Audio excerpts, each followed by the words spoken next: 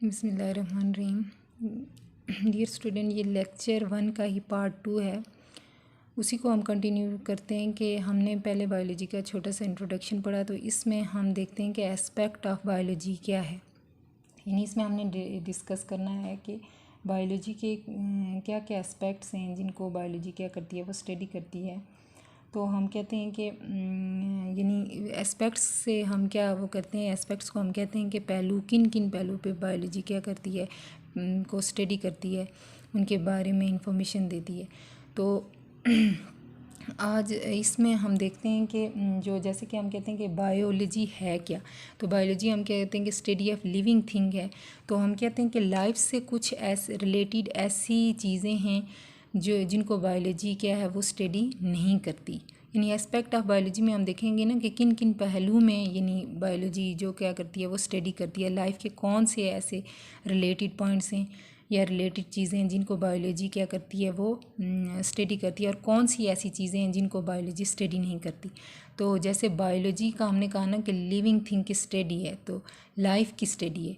तो हम कहते हैं कि जो लाइफ के रिलेटेड कुछ ऐसी चीज़ें हैं जिनको बायोलॉजी क्या है वो स्टडी नहीं करती, क्योंकि बायोलॉजी का एक क्या है वो दायराकार है। यानी एक दायराकार है जिसमें अगर वो चीज़ें उस दायराकार में आती हैं तो बायोलॉजी उसको क्या करेगी, स्टडी करेगी। अगर वो उससे दायराकार से बाहर हैं तो बायोलॉजी क्या है वो उनको स्टडी नहीं करेगी। तो जैसे क्या है, biology is a study of life. Biology क्या है, स्टडी है लाइफ की, but there are certain aspects of life that lies behind the scope of science of biology. कि हम कहते हैं कि बायोलॉजी लाइफ की स्टडी है, लेकिन यहाँ कुछ ऐसे एस्पेक्ट्स आते हैं जो हम कहते हैं कि बायोलॉजी के दायराकार में नहीं आते, तो बायोलॉजी उनको स्टडी नहीं करेगी। फॉर एग्जांपल, जैसे हमसे कोई क्वेश्चन पूछे कि what is meaning of life, जैसे कि हम कहते हैं कि लाइफ का मतलब क्या है, why there should be life, ज़िंदगी का वजूद क्यों है। तो ये कुछ ऐसे क्वेश्चंस हैं जिनको जो बायोलॉजी से रिलेट हो ही नहीं सकते। ठीक है, ये जिनको बायोलॉजी, जिनका आंसर बायोलॉजी नहीं करती। ठीक है, तो हम कहते हैं कि ये बायोलॉजी मेनली, वैसे अगर हम देखें ना तो बायोलॉजी मेनली हम क्या कहते हैं कि किस चीज़ से डील करती है, हाउ लाइफ वर्क, कि लाइफ कैसे काम करती है, लाइफ के लिए क्या चीज़ें ज़रूरी हैं और क्या चीज़ इम्पॉर्टेंट है, किस तरह से लाइफ का प्रोसेस जारी है। तो हम कहते हैं कि ये जो चीज़ें जो ये क्वेश्चंस हैं, what is meaning of life, ये हम कहते हैं कि बायोलॉजी से रिलेट नहीं करती या बायोलॉजी के दायराकार में नहीं आती, तो इनके आंसर वो नहीं करते। जैसे फॉर एग्जांपल, इसकी एग्जांपल आप ऐसे भी ले सकते हैं कि यानी अगर आपसे कोई पूछे कि आपको देखने के लिए आँखें क्यों दी गई हैं, तो अब ये क्वेश्चन तो है कि क्यों दी गई हैं, लेकिन ये क्या है, ये रिलेट नहीं करता, ये बायोलॉजी के दायराकार में नहीं आता। तो हम क्या कहते हैं कि इसलिए बायोलॉजी इनका आंसर नहीं करेगी। अब जो हमने कहा कि बायोलॉजी मेनली डील करती है हाउ लाइफ वर्क, तो अब हम इसमें ये डील नहीं करेंगे कि हमें देखने के लिए आंखें क्यों दी गई हैं, बल्कि हम ये कहेंगे कि वो काम कैसे करती हैं, वो देखती कैसे हैं, उसके अंदर सेल्स कौन से हैं, किस तरह से वो काम कर रहे हैं और कौन कौन से सेल्स हैं। ठीक है, तो ये जो क्वेश्चंस हैं what is meaning of life, why there should be life, तो ये क्वेश्चन फिर बायोलॉजिस्ट इनका आंसर नहीं करते। तो these questions are not taken by biologist. Biologist इन क्वेश्चंस को लेते ही नहीं है और ना वो उनका क्या करेंगे, वो आंसर करेंगे। ठीक है, लेकिन ये जो क्वेश्चंस हैं, अब कोई भी ऐसा क्वेश्चन है जो दुनिया में कोई क्वेश्चन है तो उसके जवाब भी कोई ना कोई देता है। ठीक है, तो इन क्वेश्चंस के आंसर कौन करेगा, फ़िलासफ़र और थियोलॉजियंस करेंगे। अब फ़िलासफ़र जो हैं वो कौन होते हैं, फ़िलासफ़र जो होता है वो अपनी सोच और अक्ल के थ्रू क्या करता है, वो जवाब देता है। और थियोलॉजियंस जो होते हैं वो क्या करते हैं कि वो मज़हबी किताब को सामने रखते हुए किसी क्वेश्चन का आंसर देते हैं।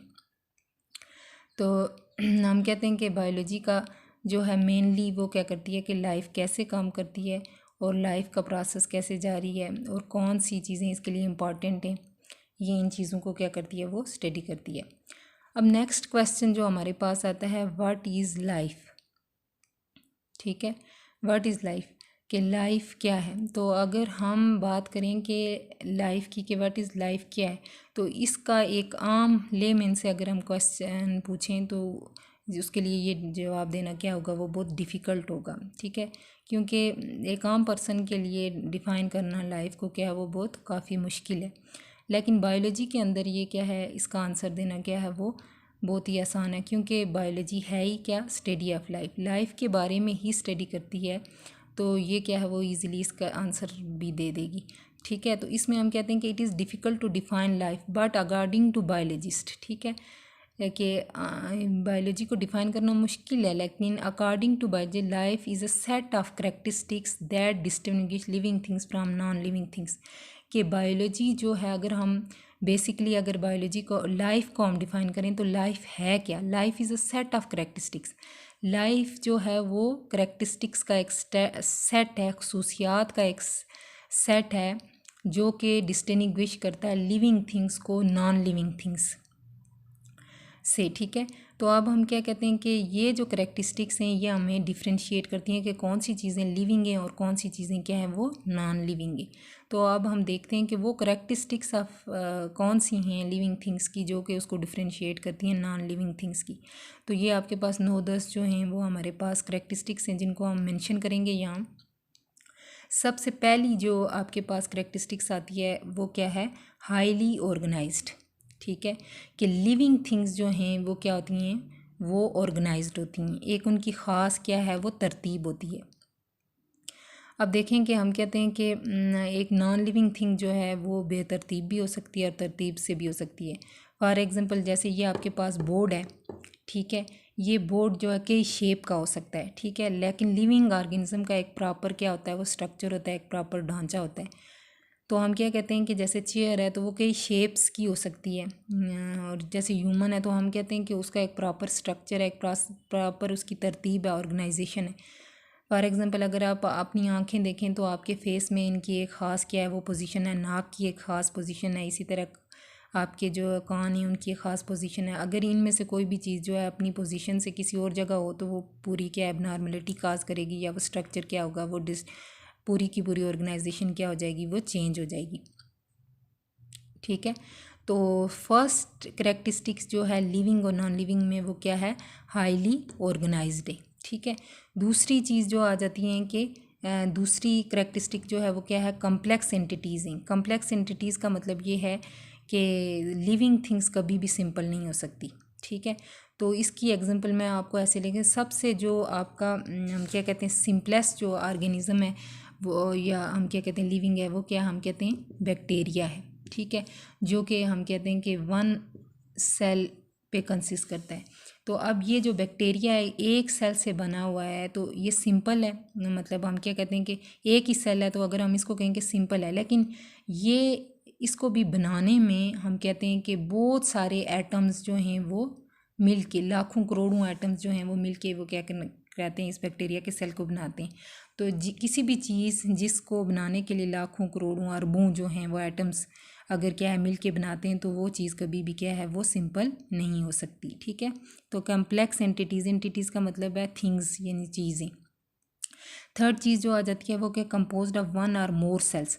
तो यहाँ आपने जो है एक चीज़ याद रखनी है कि कंपोज्ड ऑफ 1 और मोर सेल्स के लिविंग थिंग्स जो हैं एक, या ज़ाहिर आपको पता है कि लाइफ की बेसिक यूनिट क्या है वो सेल है। तो कंपोज्ड ऑफ 1 और मोर सेल्स, बाज़ एक सेल से बनी हुई हैं और बाज़ जो है एक से ज़्यादा है।